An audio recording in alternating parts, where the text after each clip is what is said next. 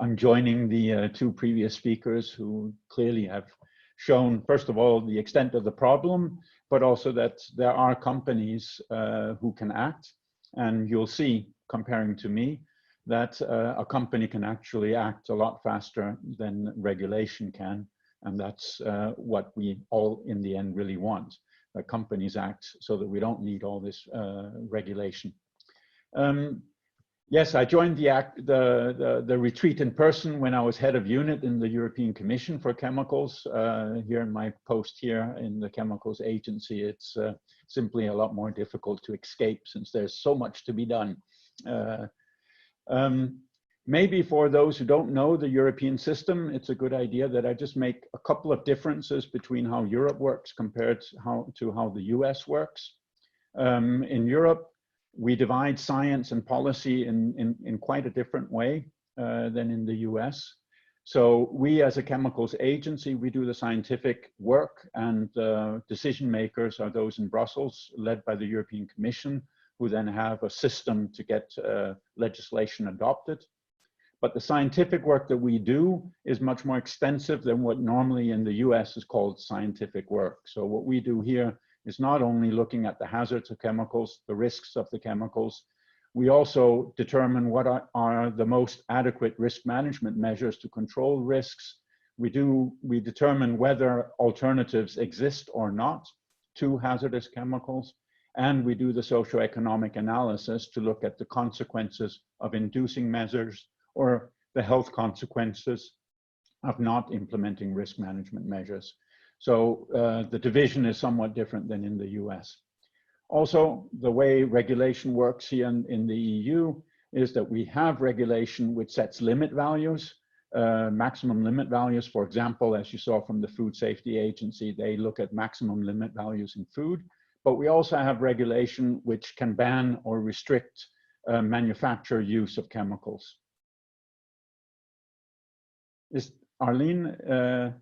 I think you're still on your first slide. Good, thanks. Yeah. We need to move forward. Okay. Now we'll go forward to the first slide. These are some abbreviations I use, and these are the main regulations that interact with PFAS. So we have REACH, which is a comprehensive regulation, which basically is the main instrument to generate information on industrial chemicals, but also to regulate them through what we call restrictions and an authorization procedure. We then have a CLP regulation, classification, labeling, and packaging, which implements the United Nations globally harmonized system. So all the labels with the warning signs that you at least see in Europe and you see in many other countries in the world, maybe not so many in the US, at least not as a consumer. And then there's the POPs regulation, which is persistent organic pollutants. All EU member states and the European Union are adherents to the Stockholm Convention, the US not. And we've implemented it directly into our regulation. Regulation is something which in Europe means that once it's in legal text, it's directly applicable in all 27 member states. So there's no need to transpose it into any national or regional legislation. Next slide, please. Now, what have we been doing on PFAS? Well, we started more or less 2014, making an inventory of what are these PFAS chemicals. We're doing this very closely with member states, back then 28 member states, now the 27. And the European Commission. And we've also been interacting a lot with the work on PFAS chemicals done at the OECD, so the Organization for Economic Cooperation and Development, and SICAM, this is the Strategic Approach to International Chemicals Management. It's a UN umbrella organization where also PFAS, all the PFAS chemistries are looked at. What we very quickly realized is that there are two problems with PFAS. That is that there are lots of them and they have lots of uses. And back in 2014, we were not very good at regulating thousands of chemicals simultaneously, nor regulating lots of uses simultaneously. So the way we went about it was that we grouped a number of the PFAS chemistries into various groups of chemicals, what we call Arrowhead Groups. One of them, for example, being PFOA, but also not only PFOA, but also all chemicals that degrade to PFOA. And these we call the related substances. And this includes also polymers. And then we look at a group of these PFAS chemistries, an Arrowhead group, and then check whether risk management is needed. Up until now, every group we looked at needed risk management, but I'll show you that later. Next slide, please. This is an example of an Arrowhead group, PFHXA, which basically looks at 118 substances in one group which have been manufactured or imported into the EU. 45 of them are manufactured or imported into the EU in volumes above a ton, and 73 of them below a ton. But we don't only look at these 118 substances in this Arrowhead assessment. We also look, like I said, at all related substances which can degrade to these guys. When we're looking at the substance, we look at the substance where we know it being manufactured and imported in the EU. But when we regulate, we also regulate the content of those substances in products which are being imported into the EU, what we call articles. Bjorn, can you speak to the term Arrowhead that you're using? There's a question there for that.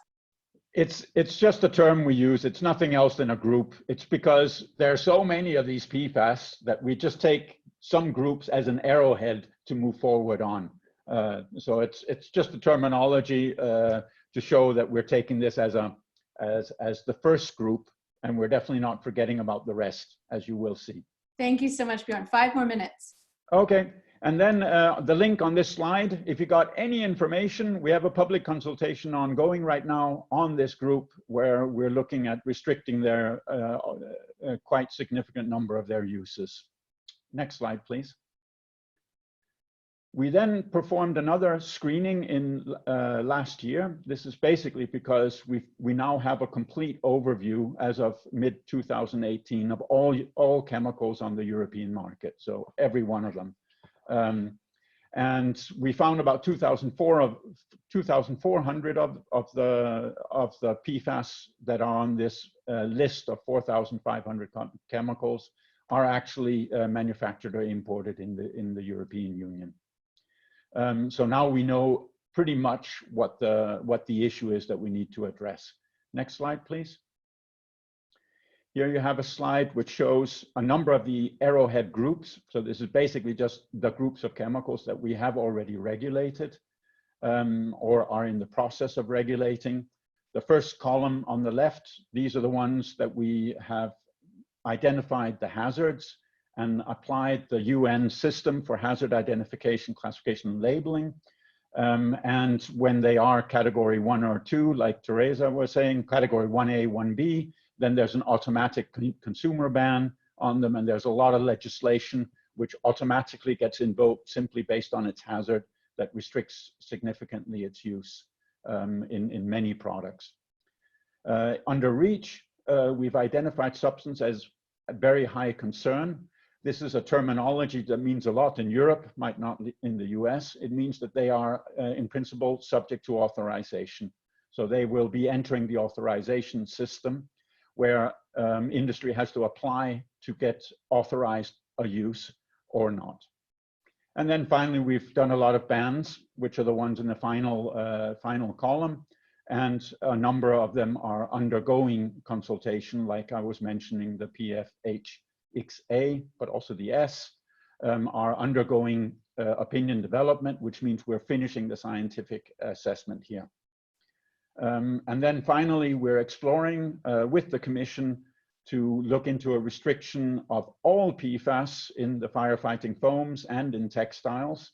So this is the first Arrowhead group where rather than look at a more narrow group of substances and look at banning all uses, we're looking at all the substances and looking at 2 specific uses.